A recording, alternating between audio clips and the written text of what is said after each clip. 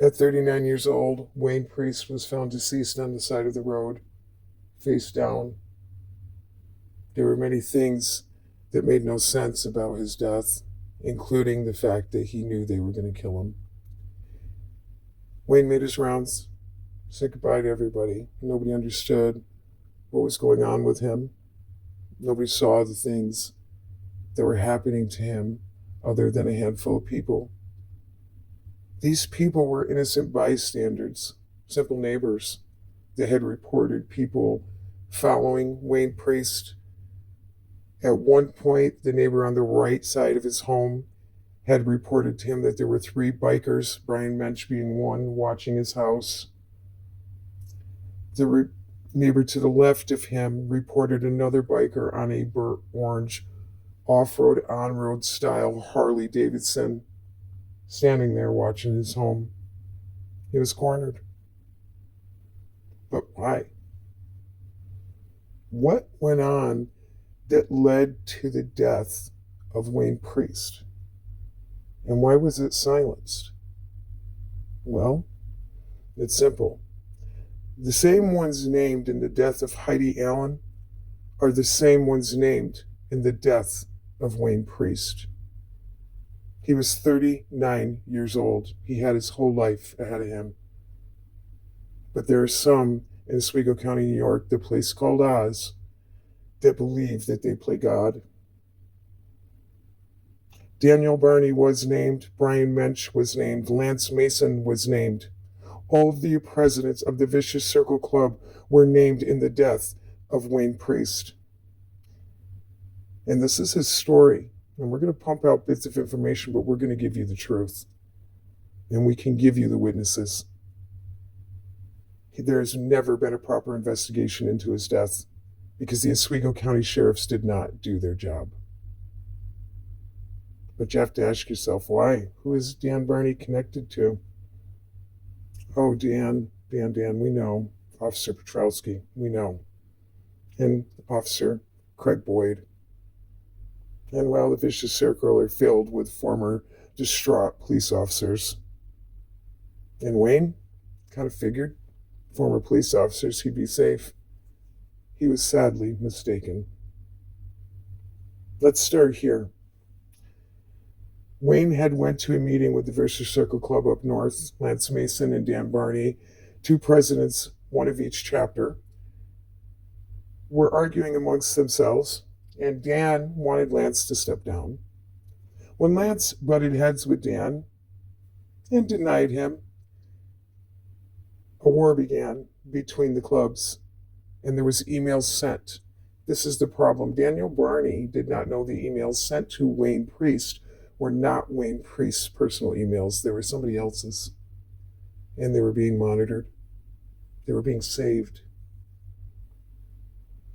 Those emails have been sent also to Albany, to New York State Police. And I will quote them. Some of the men were pulling away from the chapters and becoming gangs on wheels. Brian Mensch sent one out that said, "Let the weak fall, the strong shall stand." Dan Barney started to file a patent for the Vicious Circle Club. Lance Mason beat him to the punch. Dan Barney felt he had founded Vicious Circle, not Lance. There was a lot of testosterone. And at that meeting at approximately 2 a.m., Wayne Priest made one phone call, and he was crying so hard he could not breathe. He wanted to ride home. He had walked in on something he was not supposed to see. He described it as gruesome. So gruesome he couldn't speak about it. And with the knowledge that he had of the officers involved, not only with the Vicious Circle Club, but within Oswego County, who was he to call that they wouldn't find out about? Who was going to save him? Ask yourself that. Because at some point, Wayne Priest knew that without doubt, his death was coming. He went to his brother, said his goodbyes, asked him to watch over his dad, told his son they were going to kill him, and cried to him. Nobody really knew what was going on other than those that were close to him. Wayne started to pull away from them to avoid him at all costs. And that is what pissed them off. At one point, Wayne woke up to a back window in one of the spare bedrooms open, two adult male footprints leading out the window. They had made their way into his home in the middle of the night. Wayne then loaded a shotgun and started to sleep next to it. He screwed every window shut in his home, and Larry Priest can confirm this because he complained about it after Wayne died. He also complained about the screens that they slashed from corner to corner because they could no longer get inside his home. Wayne was trying all he could to not only protect himself, but to save his own life. His neighbors reported multiple times several different bikers following him, watching his home. He was receiving threats because he refused to come out of his home. They told him they were going to burn him down inside his home. So regardless, he could not get away from these men. Whatever he saw, he was not supposed to see, and they were going to make this very clear. There are many things that led up to his death. This is just the beginning. And we can back it in any court of law with every witness that saw these men.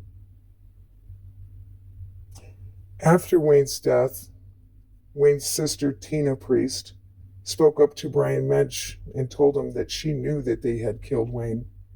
He looked right at her and told her she better watch who she said anything to. So the Priest family at that point was threatened. Wayne's father went after Dan Barney. Dan started to make phone calls to Wayne's family, including Wayne's father, who would testify to this. Dan wanted to know one thing after Wayne had died: where Wayne's wife and children were. Wayne's father was not giving up his grandson. He told Dan that he knew that he had killed his son. He was just like Heidi Allen's dad. He knew. He knew so much that if you look at the pictures in the courtroom, Wayne's father sat every day in the Oswego County courtroom behind Lisa Peebles and supported innocent Gary Thibodeau in the fight to save Gary Thibodeau. He wanted to be there. He wanted the district attorney to see him, but they never spoke to anybody. Wayne's father also made his way to the district attorney's office requesting some time with District Attorney Greg Oakes. He sat there all day. Greg Oakes never came out. Wayne's family, along with Heidi Allen's family, have all been fighting for truth and justice, but this is just the beginning of Wayne's story. And Wayne, along with Heidi, along with Gary, along with every innocent victim that these men have harmed in Oswego County, New York, the only voice they have is you, the ones that know. And without your help, there will never be justice.